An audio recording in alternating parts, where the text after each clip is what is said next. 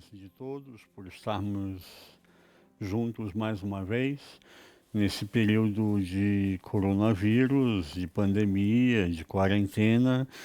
Todos nós vivenciamos um momento único na história da humanidade.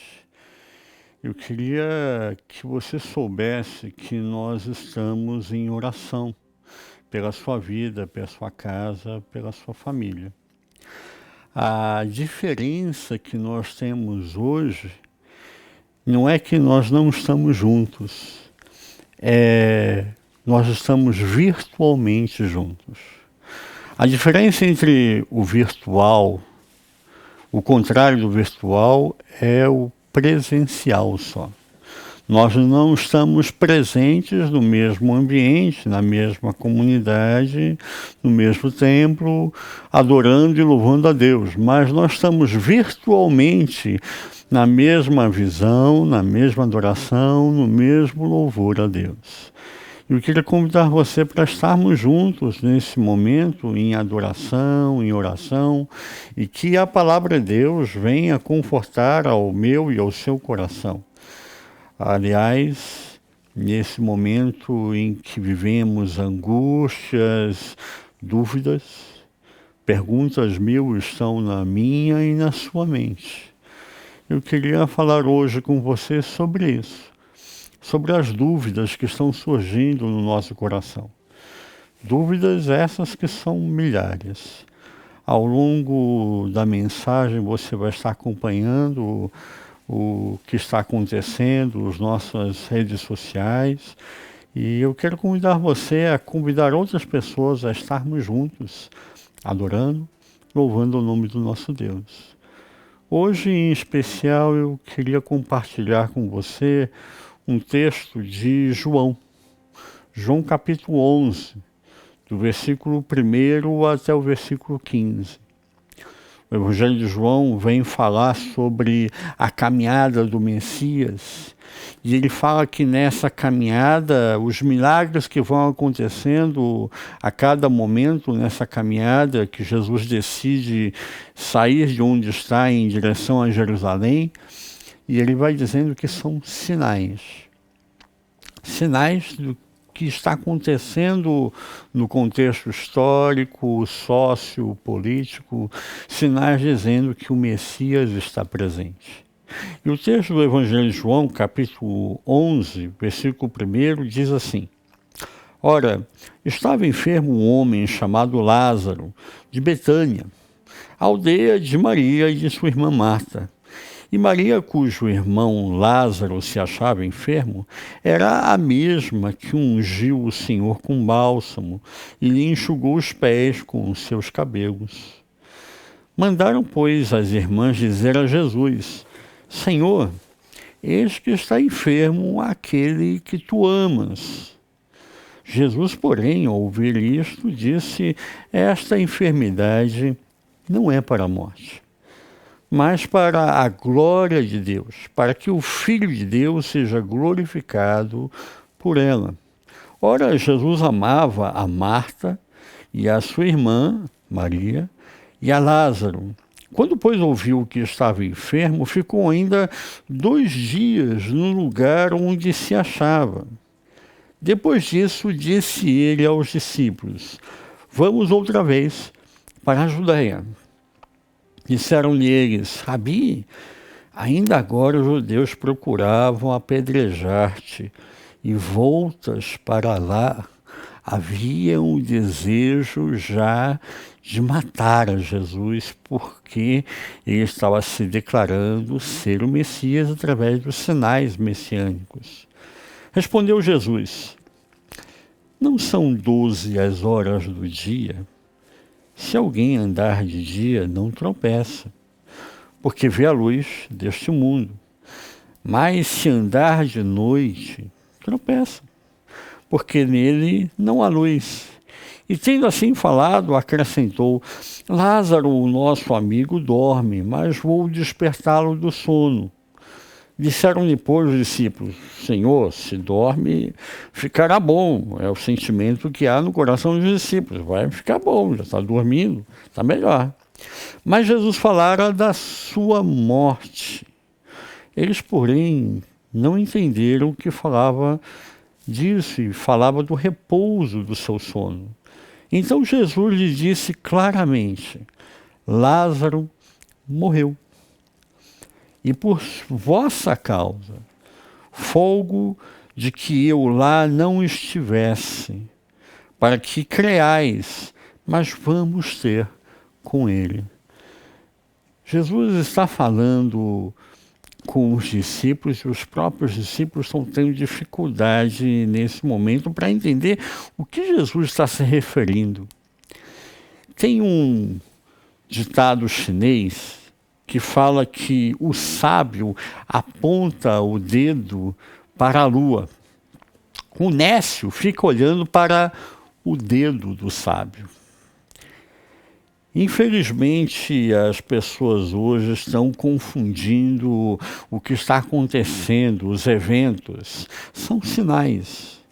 Eu queria fazer um paralelo hoje com você, nesse texto, porque o Evangelho de João fala que os milagres que Jesus vai realizando são sinais da ação messiânica de Jesus. E, infelizmente, as pessoas não entenderam naquele momento, como hoje também não estão entendendo os sinais que estão presentes. Há uma realidade hoje que é um sinal de que a história está mudando. A história como eu e você conhecemos não será mais a mesma a partir dessa pandemia. Quando Jesus faz esse processo que é declarado aqui no Evangelho de João, ele está querendo sinalizar que ele é o Messias. Isaías capítulo 35 avalia que quando viesse o Messias, ele deixaria sinais muito claros da sua messianidade.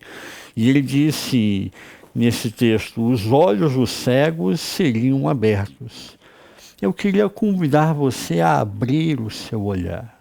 Não olhar apenas os sinais, mas entender que esses sinais estão sinalizando algo muito mais profundo e muito maior que está para acontecer na história da humanidade. Muitas coisas vão mudar. A partir desse momento, eu queria convidar você a fazer essa leitura. Numa das mãos ter a palavra de Deus e ver o que Deus está falando a respeito desse novo momento, e na outra mão vermos os jornais e entendermos o que realmente está acontecendo e separar essas duas coisas, discernir essas duas coisas. Nessa situação que vivemos hoje, é natural que você olhe para a pandemia, que você olhe para os números das pessoas que estão sendo infectadas a cada dia, que você olhe para o número de mortos que estão aumentando a cada dia, que você em casa, em quarentena, fique angustiado. E agora, como vai ser? Eu não posso trabalhar, e como eu vou comer? Como eu vou viver? E ficar ansioso pelo dia de amanhã. Mas Jesus não disse: não fiqueis ansiosos pelo dia de amanhã, basta cada dia o seu próprio mal? Essa mensagem vem mostrar para mim e para você sobre esses sinais que estão acontecendo e discernirmos isso. Nesse paralelo com o texto que nós lemos, haviam alguns sinais que os rabinos, os escribas, os doutores da lei haviam separado que um homem cheio do Espírito Santo poderia realizar milagres, mas alguns milagres somente o Messias poderia realizar. Serão sinais da identidade messiânica daquele que estava se apresentando para inaugurar um novo tempo na história do ser humano. Os judeus até hoje estão esperando o Messias. E eles aguardam isso ansiosamente, principalmente depois da restauração de Israel em 1948. quando a ONU votou, e pelo voto Minerva, o único do presidente, que na época era o presidente Oswaldo Aranha, um brasileiro, apoiando a criação do Estado de Israel. Mas a partir de então eles têm um desejo imenso de que o Messias se apresente, e 70 anos já se passaram. Mas aí nós começamos a entender o que são esses sinais. Naquela época, quando Jesus estava tentando sinalizar sobre a sua identidade messiânica, haviam 3 sinais que eram claros sobre o Messias. O primeiro deles era a cura de um leproso. Até a época de Jesus, nunca um rabino havia recebido um leproso declarando que foi curado, para, a partir daquele momento, ser instaurado um inquérito. Eu já falei sobre isso em outros momentos, outras pregações. Depois disso, nós vemos um segundo sinal messiânico, que seria a expulsão de um demônio mudo. Os exorcistas expulsavam demônios, mas eles não podiam expulsar um demônio mudo porque eles não sabiam o nome do demônio. Então eles diziam que esse tipo de demônio, só o Messias, com a sua autoridade como o Messias, poderia expulsar um demônio dessa forma. O terceiro sinal messiânico, o terceiro milagre, seria a cura de um homem cego de nascença. O homem cego de nascença seria resultado de uma maldição. Só o Messias poderia reverter essa maldição. Mas acontece que desses sinais que foram sendo apresentados e foram colocados ao longo da história dessa caminhada do Messias em direção a Jerusalém, como resposta do primeiro sinal, houve a abertura desse inquérito, uma investigação acurada, observando quem foi curado, como foi curado e quem curou e em que circunstâncias isso aconteceu. Como resultado do segundo milagre, que era a expulsão de um demônio mudo, os escribas e fariseus acabaram declarando que Jesus havia expulsado aquele demônio pelo poder de Beelzebu, inclusive pecando contra o Espírito Santo que habitava em Jesus nesse momento e realizava esses milagres. Como resultado do terceiro milagre, que seria a cura de um cego de nascença, só Jesus poderia quebrar esse ciclo que havia na teologia farisaica, que era uma maldição, só o Messias poderia quebrar isso. Eles acabaram contestando e questionando o testemunho do rapaz que nasceu cego, foi curado por Jesus, mas eles não conseguiram admitir que aquele rapaz foi curado e foi curado pelo Messias. E como resultado disso, resolveram expulsar o rapaz da sinagoga, dizendo com isso que quem aceitasse a autoridade de Jesus como Messias também seria expulso do templo, da sinagoga, da comunhão. Todos esses sinais messiânicos foram dados para que fosse dada uma oportunidade aos escribas, aos fariseus, ao sinédrio, aos sacerdotes da sua época, para reconhecer que Jesus era o Messias. Mas em nenhum desses momentos eles conseguiram admitir isso, porque admitir isso seria entrar em conflito com o seu próprio status quo, com a sua própria liberdade e contra os pensamentos e ideias que estavam sendo proclamados nesse momento pelos sacerdotes. Eles perderiam muito. Havia muito em jogo nesse momento e a ambição humana não foi capaz de se dobrar diante dessa situação. Como resultado disso, Jesus fala em Mateus capítulo 12, versículo 38, com os escribas. O texto diz, então alguns dos escribas, dos fariseus, tomando a palavra, disseram, mestre, queremos ver da tua parte algum sinal. Mas ele lhe respondeu: uma geração má e adúltera pede um sinal, e nenhum sinal se lhe dará senão o do profeta Jonas. Pois como Jonas esteve 3 dias e 3 noites no ventre do grande peixe, assim estará o Filho do Homem 3 dias e 3 noites no seio da terra. Jesus se refere nesse texto a si mesmo como o Filho do Homem. E isto é um título messiânico. E ele está falando nesse momento sobre o grande sinal de que o Messias está presente, a ressurreição. Só Jesus pode vencer a morte. Só Jesus pode vencer a minha e a sua limitação humana, que é ao nos depararmos com o momento da morte. E é Ele quem vem inaugurar para mim, para você, um novo momento. O que acontece nessa situação? Havia muita gente questionando sobre a identidade messiânica de Jesus, porque Jesus não seguia algumas regrinhas, algumas métricas que os fariseus, que o Sinédrio havia estipulado.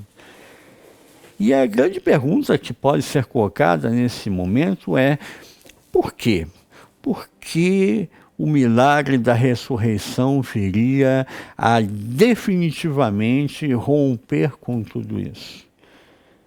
Em outros momentos já não haviam ocorrido sinais, milagres de ressurreição? Por que a ressurreição de Lázaro seria diferente? Em Hebreus capítulo 11, versículo 35, diz que as mulheres receberam pela ressurreição dos seus mortos. E ele fala desse momento da ressurreição do filho da viúva de Sarepta, lá em 1 Reis capítulo 17, 22, que foi ressuscitado por Elias. Temos também o texto de 2 Reis 4, 35, que fala da ressurreição do filho da Sunamita, que também foi ressuscitado agora pelo profeta Eliseu. Também temos a passagem de 2 Reis, capítulo 13, versículo 21, que fala da ressurreição de um morto, que ao ser colocado onde estavam os ossos de Eliseu, onde Eliseu, depois de morto, havia sido depositado, ao entrar em contato o corpo desse homem morto com os ossos de Eliseu, ele ressuscitou. E então perguntamos, por que então a ressurreição de Lázaro seria diferente? A ressurreição de Lázaro vem mostrar para nós um novo momento. Até então, na concepção farisaica, na teologia que era pregada na época pelos escribas, pelos fariseus, eles diziam que uma pessoa morrendo, havia até o terceiro dia a possibilidade de um homem cheio do Espírito Santo levar essa pessoa a ressuscitar novamente. Mas no quarto dia isso era impossível, porque o espírito dessa pessoa, a alma dessa pessoa descia até o Sheol. Então de lá não poderia mais retornar. E é aí, nesse ponto, que a ressurreição de Lázaro se faz especial, única, singular. No quarto dia, só o Messias poderia retirar a alma dessa pessoa do Sheol, dos mortos. E é isso que nós vemos nesse momento. Quando Jesus soube da situação de Lázaro, e é interessante porque o texto diz bem claramente que Marta, Maria, mandou alguém levar o recado que é Lázaro, aquele que você ama, está muito doente. E Jesus diz o texto, versículo 11, capítulo 11, versículo 6, quando, pois, ouviu que estava enfermo, ficou ainda 2 dias no lugar onde se achava. Jesus permaneceu intencionalmente no lugar onde estava esperando Lázaro morrer. Por que isso? Porque Jesus queria definitivamente declarar que ele é o Messias. E é nesse ponto que vem fazer a divisão de águas. Nesse ponto vem falar para mim e para você que ou nós aceitamos ou nós rejeitamos a autoridade de Deus sobre a história.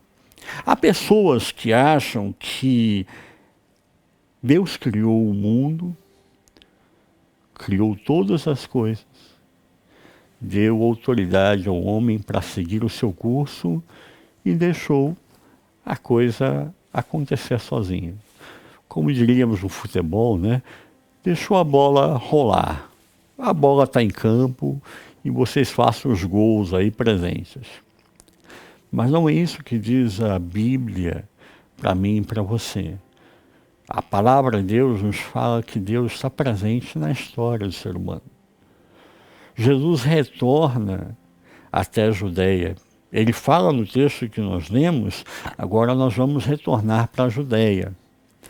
E eles ainda, os discípulos, tentando entender o que Jesus está falando, mas nós vamos voltar para lá onde estão querendo matar a gente. Estão tentando matar o Senhor Jesus. E ele disse, mas durante o dia não tem 12 horas, e quem caminha durante o dia não tropeça. Jesus é a luz do mundo. É Ele que nos faz enxergar e diferenciar esses sinais e discernirmos a história da verdadeira história. E é interessante esse momento porque Jesus chega até o local onde estava Marta e Maria, e Marta vai ao encontro de Jesus e fala, se tu estivesses aqui, Lázaro não teria morrido.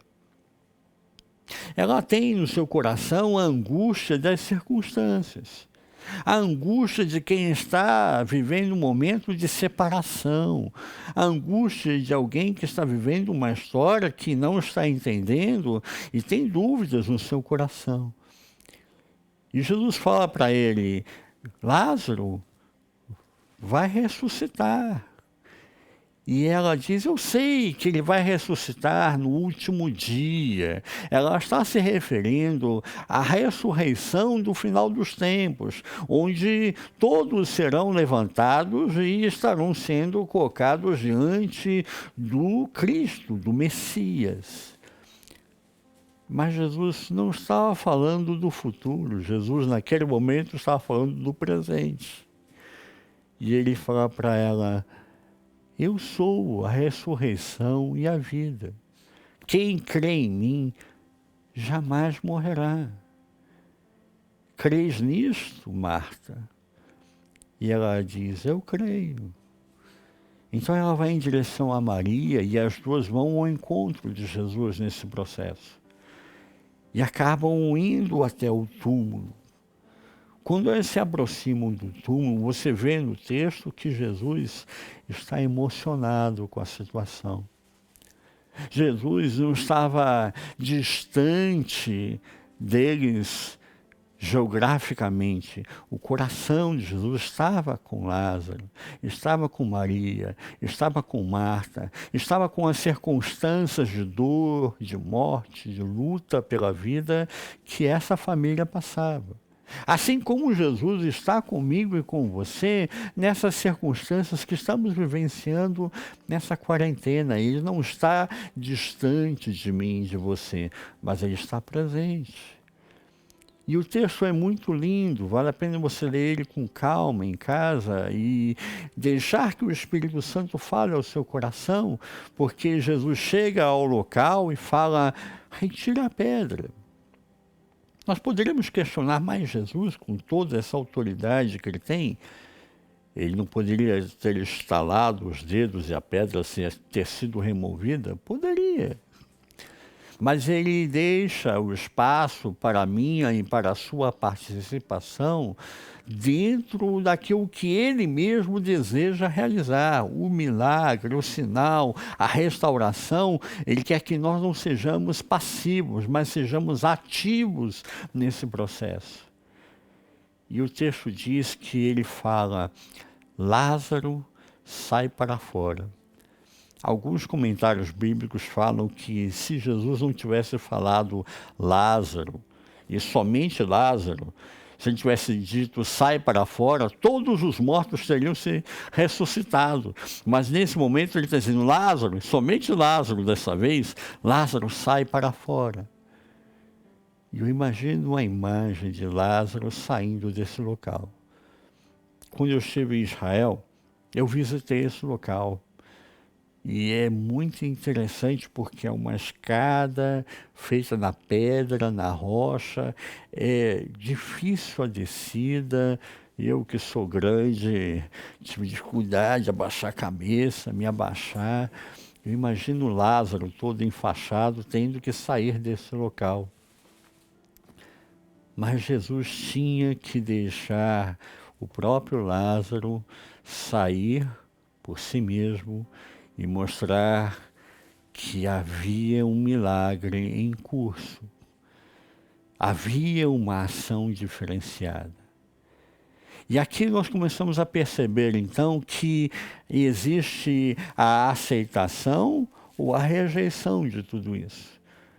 Quando Lázaro saiu para fora da tumba, depois de estar 4 dias morto, isso era um sinal claro, a evidência clara. Jesus é o Messias. A multidão, nesse momento que está ali presente, fica em reboliço, em polvorosa. E há um grande reboliço. Mas qual é a atitude dos fariseus?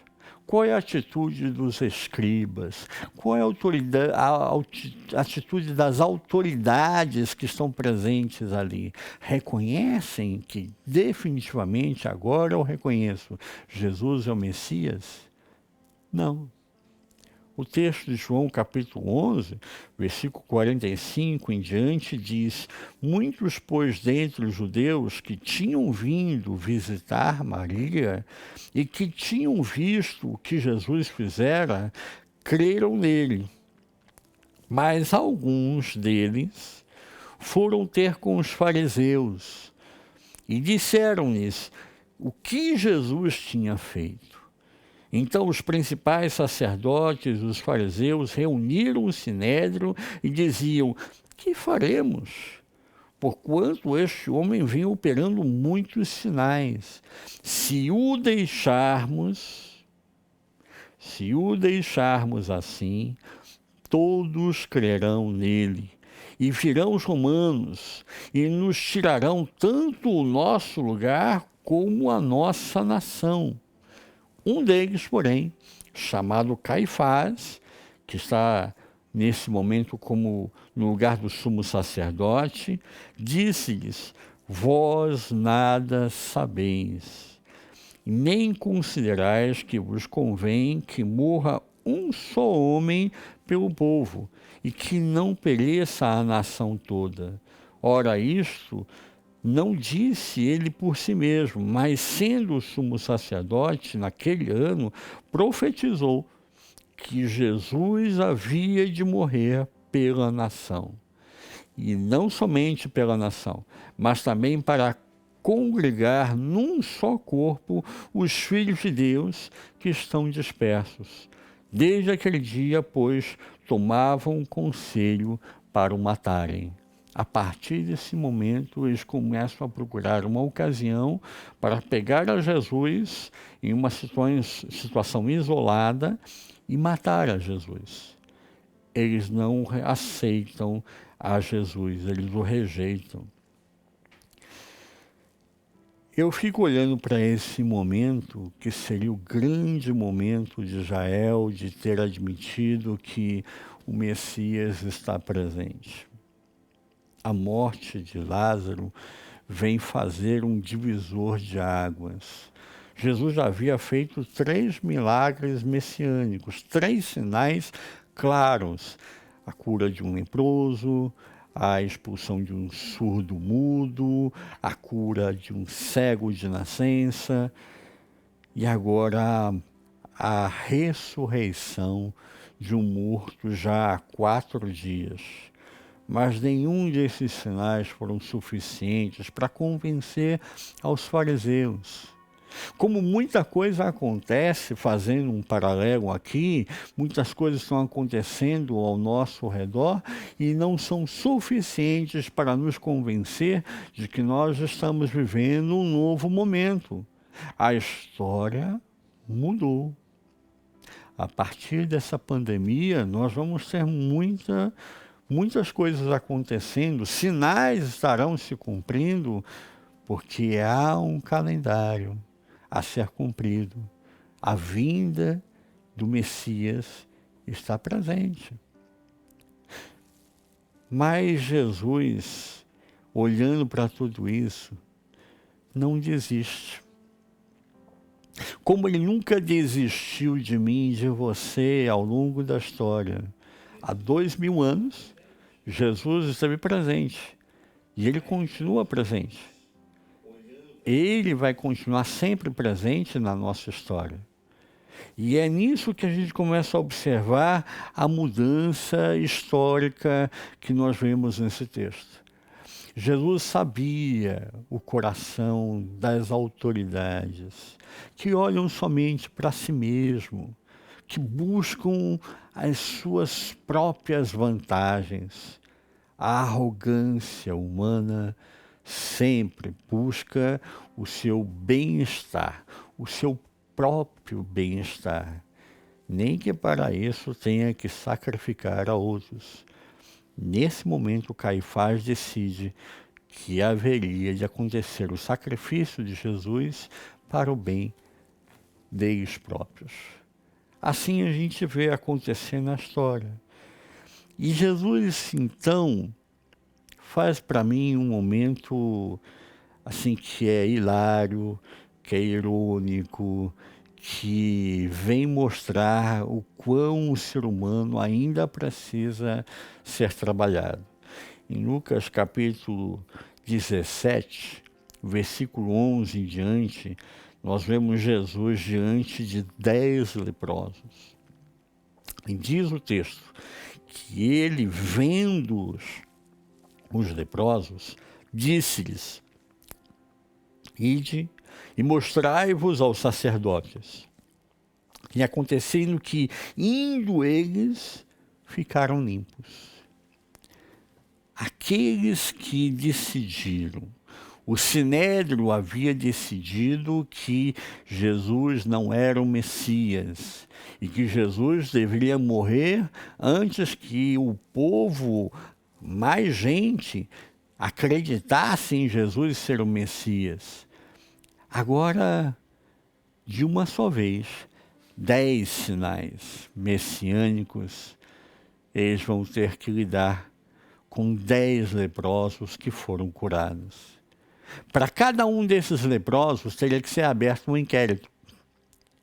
Para cada um desses leprosos que foram curados, eles deveriam estar fazendo uma série de sacrifícios e seguindo uma métrica, um regulamento para explicar se realmente a cura desse leproso era um sinal messiânico.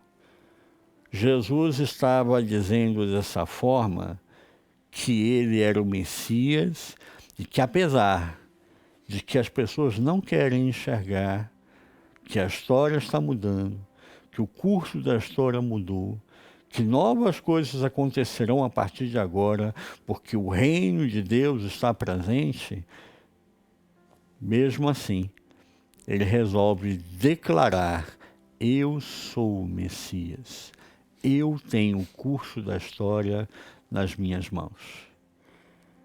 Para que não fique dúvidas no meu e no seu coração, Jesus vive esse contexto e deixa claro historicamente que é ele que detém toda a autoridade, todo o poder está nas suas mãos. É interessante esse momento porque João Batista nesse momento, ele tem dúvida também. João Batista está preso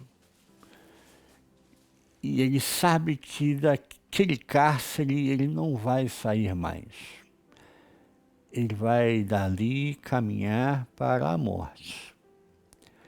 E ele diz no texto de Mateus capítulo 11, envia discípulos para falar com Jesus. Mateus 11, versículo 2, e João, ouvindo no cárcere falar dos feitos de Cristo, enviou 2 dos seus discípulos para dizer-lhe, és tu aquele que havia de vir ou esperamos outro? Qual a resposta que Jesus envia para João Batista, seu primo? Jesus, na resposta, ele cita os 4 milagres messiânicos. Ele diz, Jesus respondendo, disse-lhes, ide e anunciai a João as coisas que ouvis e vedes. Os cegos veem, os coxos andam, os leprosos são limpos, os surdos ouvem, os mortos são ressuscitados, e aos pobres é anunciado o Evangelho. Nesse momento, ele, como resposta para João Batista, um homem de Deus, que não tivesse dúvidas, sou eu que comando a história. Nada acontece sem a ação de Deus presente. Deus não está distante da minha e da sua história. Aliás, a ressurreição vem falar para mim, para você, de uma singularidade, de um relacionamento pessoal comigo e com você. Jesus não deu corda no mundo e deixou a bola rolar, a bola em campo. Jesus não declara nesse momento que a morte não tem significado. Você morreu, morreu, acabou. Jesus não diz nesse momento que ao morrer nós iríamos nos reencarnar em outras pessoas e termos outras identidades. Jesus não declarou nesse momento que a morte é somente uma passagem, uma gota no oceano, e nós então de novo perderíamos a nossa identidade. Jesus diz com a ressurreição de Lázaro, não, eu lido com pessoas, com identidades. A identidade de Lázaro é preservada e é Lázaro que tem que sair do Sheol e vir para a vida novamente. Quando Jesus fala sobre isso, ele está dizendo para mim e para você que ele está atento à sua identidade. Ele sabe quem você é. Ele sabe das suas angústias, dos seus medos, das suas dúvidas. Ele sabe das dores que há no meu e no seu coração. Ele não está alheio e ausente das circunstâncias históricas que eu e você estamos passando hoje.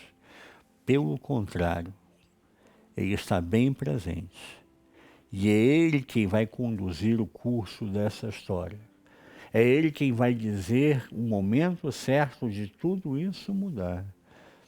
E nós temos que estar atentos, não como o nécio que olha para o dedo do sábio que aponta para a lua, mas nós estejamos olhando para os sinais que estão presentes. Essa pandemia é um sinal. É um sinal de que a história está mudando. É um sinal de que o Messias está conduzindo essa história. É um sinal de que tudo está nas mãos de Deus e que a arrogância do homem tem que se curvar diante da autoridade do Messias. Eu queria perguntar para você hoje, o que você está esperando? Você está como o Nécio olhando para o dedo do sábio que aponta para a lua? Você está olhando para a pandemia, para os números, para os infectados, para os que estão morrendo, para os países que estão sendo atingidos, para a crise econômica que está se instaurando. Isso é uma verdade, é uma realidade. Tudo isso vai gerar consequências. Ou você está aproveitando esse tempo para abrir o seu coração, colocar o seu coração no altar de Jesus, orar pela sua família, pela sua casa, abençoar os seus filhos, levantar a mão não para agredir, não para duvidar, não para rechaçar, não para rejeitar a realidade, mas levantar a mão para abençoar. Abençoar o seu cônjuge, abençoar os seus filhos, abençoar a sua casa. Colocar o futuro da sua casa, da sua vida e de todos nós nas mãos de Deus. É Ele quem tem o curso da história. Caifás achou, nós matamos a Jesus e isso está resolvido. Não resolveu. Trouxe consequências sobre a sua vida, sobre a nação de Israel, que vivem até hoje grandes lutas. Mas nisso tudo, Deus não nos abandonou. Não abandonou a nação de Israel, dando ao próprio Israel uma nova oportunidade, para que tenha em Cristo Jesus uma nova visão. Hoje em Israel existem muitos judeus que estão se convertendo ao Messias Jesus. É a igreja judaico-messiânica. São judeus messiânicos que acreditam em Jesus como Messias. E eu queria perguntar para você, o que você está esperando para reconhecer a Jesus como Messias? Para lançar fora do teu coração todo medo. A palavra de Deus em 1 João 4,18 diz, no amor não existe o medo. Antes, o perfeito amor lança fora todo o medo. Ora, o medo produz tormento. Logo, aquele que teme não é aperfeiçoado em amor. Eu queria convidar você a lançar a sua angústia, a lançar as suas dúvidas, como João Batista lançou, a lançar os seus medos nas mãos de Deus. Eu não sei como será o futuro, e ninguém sabe. Se alguém disser para você que sabe, está mentindo. Mas esse momento que estamos vivenciando, essa circunstância que vivenciamos hoje, é o sinal de que a história está mudando. E nós devemos colocar a nossa vida, a nossa fé, a nossa esperança, não em carros, não em propriedades, como diz o salmista, não em cavalos, não em carros de guerra, mas no Senhor Jesus. E eu queria convidar você a fazer isso esse momento. Colocar a sua vida no altar de Deus. Colocar a sua fé, a sua esperança nas mãos de Jesus. E deixar que Jesus venha ao meu e ao seu coração, restaurar-nos a fé, a esperança e nos fortalecer, nos dar coragem para enfrentar essas dificuldades. A coragem não é a ausência de medo.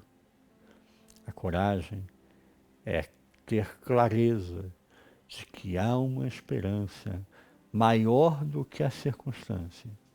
A coragem nos leva a controlarmos o medo e superarmos os obstáculos. Eu quero ter um momento de oração com você, para que Deus esteja falando ao seu coração. Pai, eu quero te agradecer por esse momento que vivemos. É estranho agradecer por essa circunstância. É estranho agradecermos por essa pandemia, por essa luta que estamos vivenciando.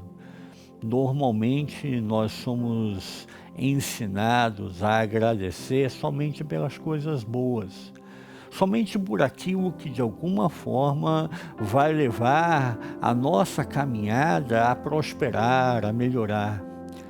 Mas a tua palavra nos diz que nós devemos dar graças em todas as coisas. E te agradecemos então que esse momento de quarentena possa trazer uma nova visão para a humanidade. Um novo momento está sendo marcado. Sinais estão acontecendo, dizendo de uma história que está mudando. O curso da história está mudando. E nós sabemos que a história está em tuas mãos. Nós sabemos que tu sabes aquilo que é o melhor para cada um de nós. E nós sabemos que tu nunca nos abandona. Essa circunstância da pandemia vai passar, mas outras virão. Outros sinais estarão mostrando o novo curso dessa história. E nós devemos colocar o nosso coração no altar do Senhor, porque é o Senhor quem pode nos preservar e, assim como Lázaro, nos tirar da morte, nos tirar do medo, nos tirar da angústia. E eu oro nesse momento por essa família, por esse lar, que a tua palavra está entrando nesse momento, que a tua palavra alcance esse coração e tire todo medo, toda angústia, toda dor, e traga a paz nesse momento a esse coração. Traga um batismo de amor.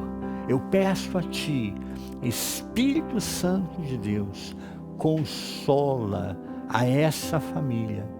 Consola esta casa, enche este lugar, toma posse desse ambiente e a tua presença, o mover do teu Santo Espírito venha encher esta casa e trazer uma alegria não da circunstância porque vivemos a pandemia, mas no Senhor, porque a alegria do Senhor é a nossa força.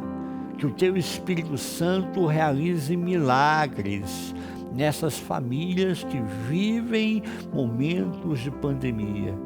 Que a angústia, a ansiedade, a dor, o medo sejam retirados agora pelo perfeito amor, porque o perfeito amor lança fora todo medo, diz a tua palavra. Tira, ó Deus, aquilo que está, de alguma forma, sendo obstáculo para que essa família seja feliz, seja próspera em meio a essa circunstância de pandemia. Porque sim, é possível ser feliz em meio à guerra, em meio à dor, em meio a essa pandemia. Traz, ó Deus, a paz que excede todo entendimento e compreensão. A paz do Jeová Shalom.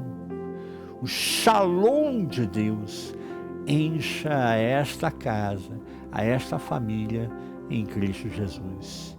Em nome do Senhor Jesus, eu abençoo a esta família. Eu abençoo a esta casa com toda sorte de bênçãos celestiais em Cristo Jesus. Para o louvor do teu nome, nós oramos e te agradecemos.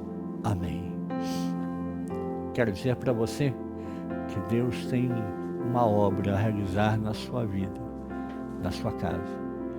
E eu espero você na próxima semana para estarmos juntos. Semana que vem é Páscoa. A Páscoa tem o sinal da ressurreição. Jesus vence a morte por mim e por você. Que Deus esteja te abençoando. Que Deus esteja te fortalecendo. Eu declaro o Shalom de Deus sobre a sua vida. Deus te abençoe. Fique com Deus.